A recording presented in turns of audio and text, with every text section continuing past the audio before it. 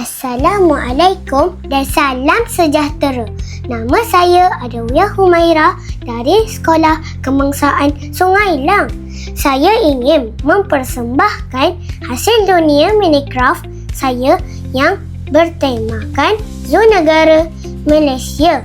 Dunia ini dibina untuk menunjukkan suasana zoo yang menarik, mesra pengunjung dan dikelilingi alam semula jadi. Dalam dunia Minecraft ini terdapat zoo yang mempunyai pelbagai kawasan menarik untuk pengunjung.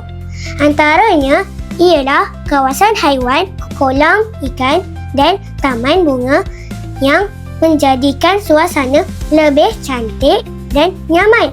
Selain itu, saya juga membina pondok rehat supaya pengunjung dapat berehat sambil menikmati pemandangan zoo. Bagai menambahkan keselesaan pengunjung, terdapat juga tempat parking dan kedai kopi untuk kemudahan orang ramai. Saya juga membina tong gitar semula untuk menggalakkan kebersihan dan penjagaan alam sekitar. Dunia Minecraft ini juga menerapkan beberapa elemen matlamat pembangunan mampan atau SDG. Antaranya, SDG 15 kehidupan di darat kerana menjaga habitat haiwan dan kawasan hijau. Selain itu, SDG 11 bandar dan komuniti mampan dengan menyediakan kemudahan yang teratur dan bersih.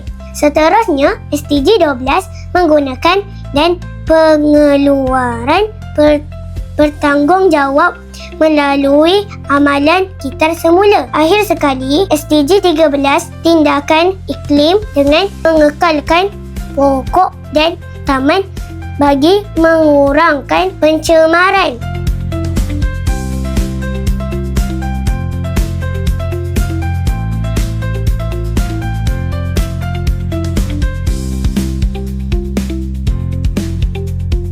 Kesimpulannya, dunia Minecraft Zoo negara ini juga sahaja menarik dan kreatif, tetapi juga memberi kesedaran tentang kepentingan menjaga haiwan dan alam sekitar. Saya berharap dunia ini dapat menjadi inspirasi untuk mewujudkan kawasan yang lebih hijau, bersih dan lestari pada masa hadapan. Sekian, terima kasih.